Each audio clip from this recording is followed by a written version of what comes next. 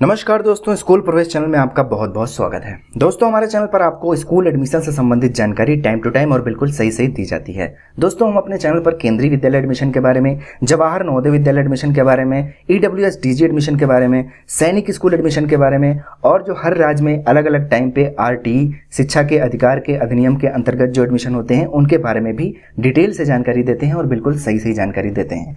दोस्तों, अगर आप हमारे चैनल पर नए हैं तो आप हमारे चैनल को सब्सक्राइब करें, घंटी वाला निशान जरूर दबाएं ताकि एडमिशन से रिलेटेड जानकारी आपको बिल्कुल सही सही और टाइम पे मिले, ताकि आपके बच्चे का अच्छे से अच्छे स्कूल में एडमिशन हो सके।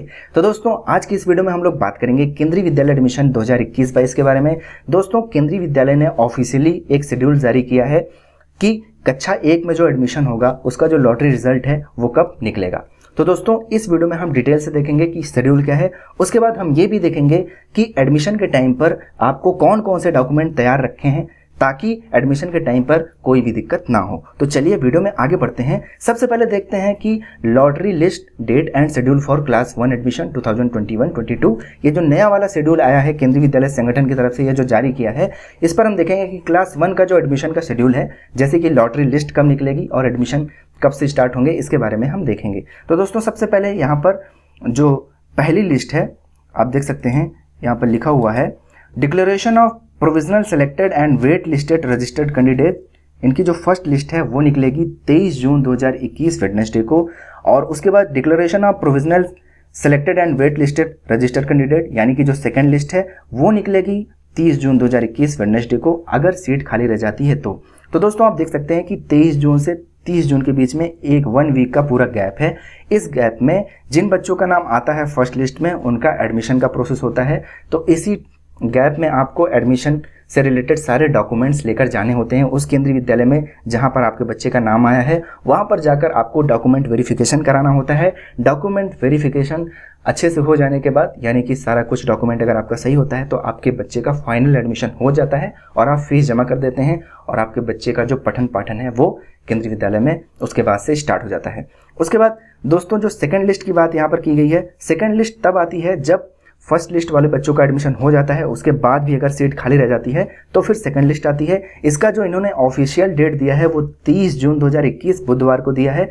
तो ये जो सेकंड लिस्ट है वो 30 जून 2021 बुधवार को आएगी। तो जिन बच्चों का नाम फर्स्ट लिस्ट में नहीं आता है, उनके माता पिता निराश ना हो, वो सेकंड लिस्ट का इंतजार करें। हो सकता है कि उनके बच्चे का सेकंड लिस्ट में नाम आ जाए। उसके बाद अगर सीट तब भी बाकी रह जाती है तो उसके बाद थर्ड लिस्ट निकलती है। तो थर्ड लिस्ट कब निकलेगी?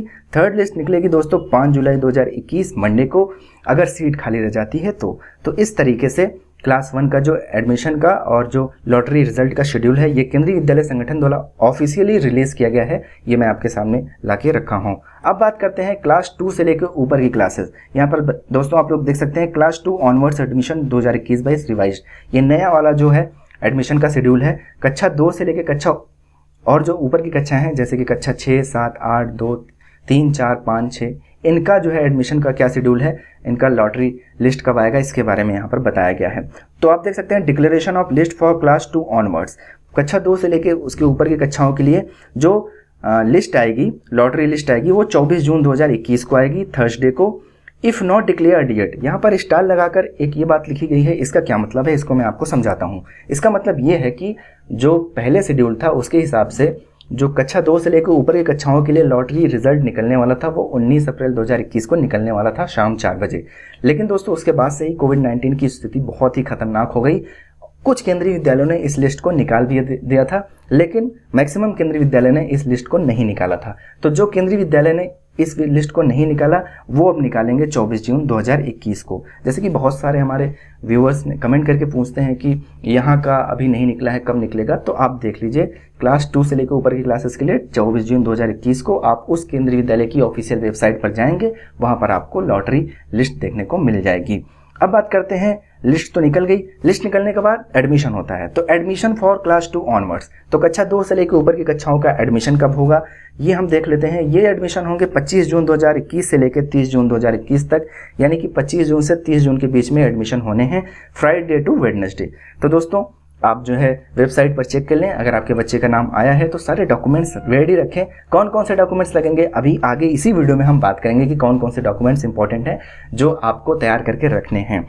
तो चलिए दोस्तों आगे बढ़ते हैं। और यहाँ पर आप देख सकते हैं कि एक और इम्पॉर्टेंट लिख कर आ रहा है कि last date of admission for all classes except class 11th। यहाँ पर क्लास 11th को छोड़ा गया है। दोस्तों क्लास 11th का जो रजिस्ट्रेशन फॉर्म होता है और जो लिस्ट वगैरह निकलती है वो डिपेंड करती है कि क्लास 10th का रिजल्ट कब डिक्लेयर हुआ सीबीएसई का, उसके बेसिस पर ये क्लास 11th का रजिस्ट्रेशन फॉर्म वगैरह निकलता है। इस पर हम डिटेल वीडियो बना चुके हैं, आप हमारे चैनल पर जाकर सारी वीडियोस देख सकते हैं। हम केंद्रीय विद्यालय एडमिशन से रिलेटेड बहुत सारी लगभग हर टॉपिक पर वीडियो बनाते हैं ताकि आपको कोई भी कंफ्यूजन ना रहे, सारा कुछ आपको क्लियर रहे, एडमिशन में कोई भी दिक्कत ना हो। इसके साथ ही साथ हम और भी चीज़ों पर वीडियो बनाते हैं, जैसे कि आरटी एडमिशन जो अलग अलग स्टेट में होते हैं, जवाहर नवोदय विद्यालय एडमिशन, सैनिक स्कूल एडमिशन। मान लीजिए आपके बच्चे का दुर्भाग्यवश नहीं हो पाया केंद्रीय विद्यालय में तो कोई बात नहीं, और भी बहुत से अच्छे स्कूल हैं। अगर आप हमारे चैनल पर आते हैं तो आपको नई नई जानकारी मिलेगी, आपके लिए नई नई अपॉर्चुनिटीज़ मिलेंगी, आप एक्सप्लोर कर पाएंगे कि और भी बहुत सारी पॉसिबिलिटीज़ हैं जहां आप अपने बच्चे को अच्छे से पढ़ा सकते हैं। तो चलिए दोस्तों अब आगे बढ़ते हैं और डॉक्यूमेंट्स पर पहुंचते हैं।